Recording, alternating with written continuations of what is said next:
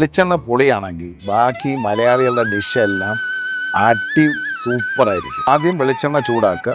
വെളിച്ചെണ്ണ ചൂടാക്കിയതിന് ശേഷം നല്ല ചെറിയ ഉള്ളി ഒന്നെങ്കിൽ ചതക്കുക, 100 ഗ്രാമോളം ചതക്കി കിരികിരിന്ന് അരിഞ്ഞിട്ട് അത് സോട്ട് ചെയ്യുക. അതിനുശേഷം പച്ചമുളക് കീറിയിടുക, കരിവേപ്പില ഇടുക. നമുക്കിതിനകത്ത് ബേസിക്കലി വെളുത്തുള്ളി ഇല്ല, ഇഞ്ചി ചതച്ചിടുക. നന്നായിട്ട് സോട്ട് ചെയ്യുക.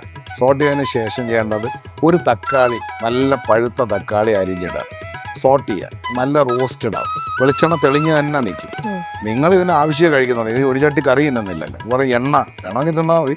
പിന്നെ സോട്ട് ചെയ്തതിന് ശേഷം ഇതിനകത്ത് പുളിവെള്ളം ഒഴിക്കുക. പുളി നല്ല പിഴിഞ്ഞ് അതിൻ്റെ വെള്ളം ഒഴിക്കുക.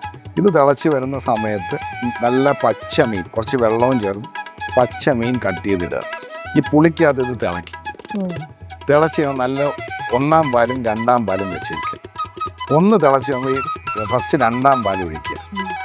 സോൾട്ട് ചെക്ക് ചെയ്യുക. അത് ഉലുവയെല്ലാം ഒന്നുമില്ല, മഞ്ഞപ്പൊടി ഒന്നുമില്ല. എന്നിട്ട് അതൊന്ന് ഇളക്കിക്കൊണ്ടിരിക്കണം. മീൻ ഉടയരുത്. ഒന്ന് തിളച്ച് കഴിയുമ്പോൾ ആ ഫസ്റ്റ് പാൽ ഒഴിക്കുക. ഒന്നും കൂടെ തിളയ്ക്കുക, ഓഫ് ചെയ്യുക. ആ ഫിഷ് കുക്ക് ചെയ്യുമ്പോൾ ജസ്റ്റ് ഒന്ന് പൊങ്ങും. അതാണ് അതിൻ്റെ ടേസ്റ്റ്. ഒന്ന് അടച്ചു വെച്ചേക്ക്. മേലിൽ വേണമെന്നുണ്ടെങ്കിൽ കുറച്ചും കൂടെ വെളിച്ചെണ്ണ ഒഴിക്കും. ഇത്രയേ ഉള്ളൂ. ഇത് ആരും കയ്യിലെടുക്കാം. 100% ട്രൈ ചെയ്ത് നോക്കട്ടെ.